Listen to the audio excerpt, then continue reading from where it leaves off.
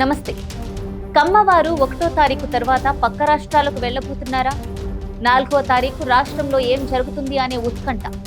ఆ సామాజిక వర్గం ఓడిపోతారా గెలుస్తారా అని బెట్టింగ్ కడుతున్న అదే సామాజిక వర్గం. మన కల్లే మనం పొడుచుకుంటున్నామంటున్న కొద్దిమంది కుల పెద్దలు, రాజకీయాల్లో కులాలను తెచ్చినందుకు చీదరించుకుంటున్న విశ్లేషకులు.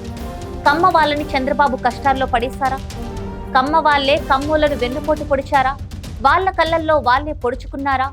సపోర్ట్ గా ఉండాల్సిన ఆ నలుగురిని పోగొట్టుకున్నారా అంటే అవును అని అంటున్నారు విశ్లేషకులు. ఎందుకంటే కమ్మ వాళ్లంతా వ్యతిరేకత చూపించి మళ్లీ ఓటేసింది కమ్మ వాళ్లకే. మన కన్ను మనమే పొడుచుకున్నామా అని ఎన్నికలు అయిపోయాక తీరిగ్గా బాధపడుతున్నారు కమ్మోళ్ళు. చంద్రబాబు మీద అతి అభిమానంతో కమ్మ వాళ్ళు వాళ్లలో వాళ్లనే వెన్నుపోటు పొడుచుకున్నారు. అయితే రేపటి రోజున ఈ టీడీపీ గట్టు మీద ఉన్న వాళ్లకు ఏదైనా కష్టం వస్తే వైసీపీ గట్టుకు వెళ్లి చెప్పుకోవడానికి కనీసం ఎవరైనా ఉన్నారు. అప్పుడు వీళ్ళు తమ కష్టాన్ని ఎవరితో షేర్ చేసుకుంటారు?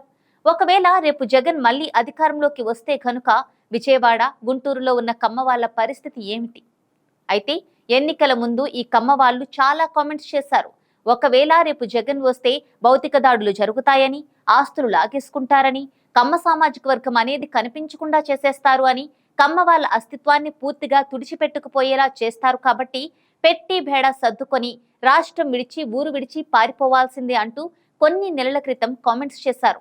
వాళ్ళు ఏదైతే ముందుగా ఊహించుకున్నారో ఆ పరిస్థితే రాబోతోందా? కొడాలి నాని, వల్లభనేని వంశీ, దేవినేని అవినాష్, అన్నాబత్తుని శివకుమార్ వంటి ఓ నలుగురినన్నా గెలిపించుకొని ఉంటే కష్టసుఖాలు చెప్పుకోవడానికి ఉండేది. రాజకీయాల్లో ఏదైనా కొంత గోప్యంగా ఉంచుకోవాలి. కానీ మన అంటూ దేశం నలుమూలల నుంచి అందరినీ రప్పించి ఓట్లు వేయించుకున్నారు. అసలు కమ్మ సామాజిక వర్గం ఎంత? ఇసుక రేణువంత, సముద్రంలో నీటి బొట్టంత. 5 కోట్ల మంది జనాభాలో కమ్మ వర్గం శాతం చాలా తక్కువ. రాజకీయాల్లో చక్రం తిప్పాలి అనుకుంటూ రాజకీయాల్ని కలుషితం చేసేస్తున్నారు. ఇంత చేశాక కమ్మ వర్గం గెలిచే పరిస్థితి ఉంటుందా? ఒకవేళ చంద్రబాబు గెలవకపోతే కమ్మ వాళ్ళ పరిస్థితి ఏమిటి? వాళ్లకు అండగా నిలబడేది ఎవరు? ఆడుకునే వాళ్లను వీళ్లు పట్టించుకోలేదు. వాళ్ళ మీద వ్యతిరేకత చూపించారు. ఇంట్లో ఎవరికైనా కష్టం వస్తే చెప్పుకోవడానికి ఒక పెద్ద దిక్కు ఉండాలి. లేకపోతే చెట్టుకొకరు పుట్టుకొకరు అయిపోతారు. ఇప్పుడు ఆ పెద్ద దిక్కుని కులం ప్రాతిపదికన పక్కన పెట్టేశారు.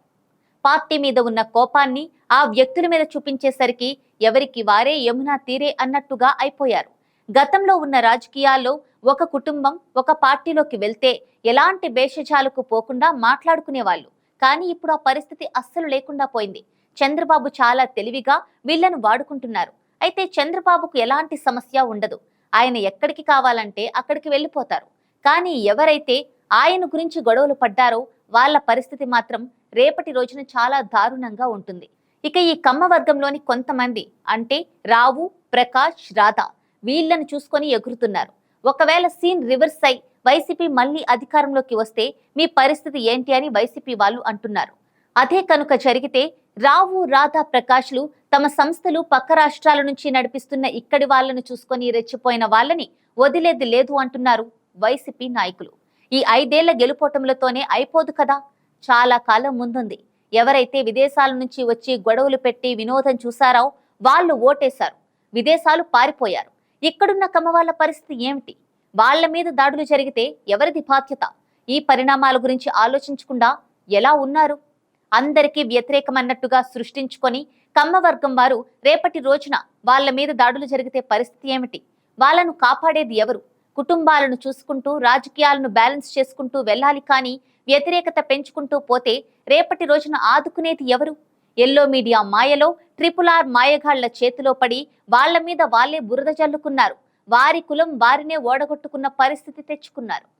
ఇందులో కమ్మ వర్గం వాళ్ళు వాళ్లలో వాళ్లే కుమ్ముకొని రోడ్డున పడి సీక్రెట్ విషయాలను కూడా రచ్చకీర్చుకొని అబాసుపాలయ్యింది వాళ్లే. కానీ ఇందులో జగన్ కి జరిగిన నష్టం అంటూ ఏమీ లేదు.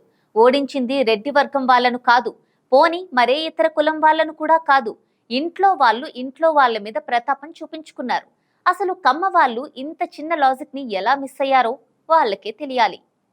ఇంతకు ముందు కమ్మ వాళ్లకు ఎవరికైనా కష్టం వస్తే మనసు విప్పి మాట్లాడుకోవడానికి వైసీపీలో ఒక్క కమ్మవాడైనా ఉండేవాడు. కానీ ఇప్పుడు ఈ సొంత కుంపట్లో జరిగిన రాద్ధాంతాల వలన ఏదన్నా కష్టం వస్తే చెప్పుకోవడానికి వైసీపీలో ఒక్క కమ్మవాడు కూడా లేడే. ఇది వరకు నానినో వంశీనో ఉండేవాళ్ళు. కానీ వాళ్లను కష్టపడి మరీ ఓడగొట్టి తమ కళ్లకు తామే పొడుచుకున్నాం అని ఆవేదన వ్యక్తం చేస్తున్నారు కమ్మవర్గం వాళ్ళు. తానా ఆట రెండు సామాజిక వర్గాలుగా విడిపోయి మన రాష్ట్రాన్ని దాటి విదేశాలలో కూడా కులదాడులు చేసుకుంటున్నారు. అయితే 4 రిజల్ట్ తర్వాత అక్కడ కూడా ఒకరిపై ఒకరు దాడులు చేసుకునే పరిస్థితి ఉంటుంది. ఈ కులదాడుల ప్రభావం ఇక్కడి నుంచి చదువుకోవడానికి వెళ్లిన పిల్లలపై కూడా పడే అవకాశం ఉంటుంది. జగన్ మీద పగపట్టిన కమ్మ సామాజిక వర్గం పిలుపుతో విదేశాల్లో ఉండే వాళ్ళు మొత్తం ఓట్లు వినియోగించుకున్నారు. ఎంతసేపు కులాలు పార్టీలు అంటూ తిరిగే సామాజిక వర్గం విదేశాల్లో ఉండే వాళ్ళ పిల్లలపై ఎక్కువ ప్రభావం చూపే అవకాశం ఉంటుంది. తక్కువలో తక్కువగా 16 నుంచి 18 లక్షల మంది ఉన్న కమ్మ ఓటర్లు చక్రం తిప్పేద్దామని ఎలా అనుకుంటారు? ఓడిపోతామని భయపడి విదేశాల నుంచి రప్పించుకొని మరీ ఓట్లేయించుకున్నారు.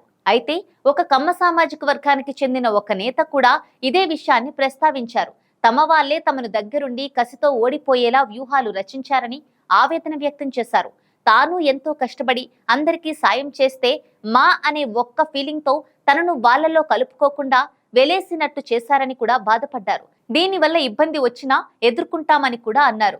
అయితే పేదల పక్షాన ఉన్న జగన్ తో నిలబడితే తాము గెలిచే అవకాశం ఉందని, అందుకే జగన్ కి అండగా నిలబడినట్లు కూడా చెప్పారు.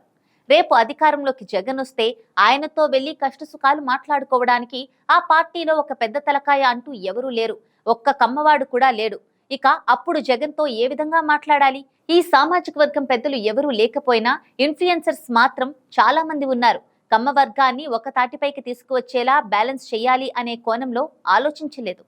గతంలో వంగవీటి రాధ మీద జరిగిన దాడుల నేపథ్యంలో కమ్మ వాళ్ళని ఎక్కువగా ఫోకస్ చేశారు.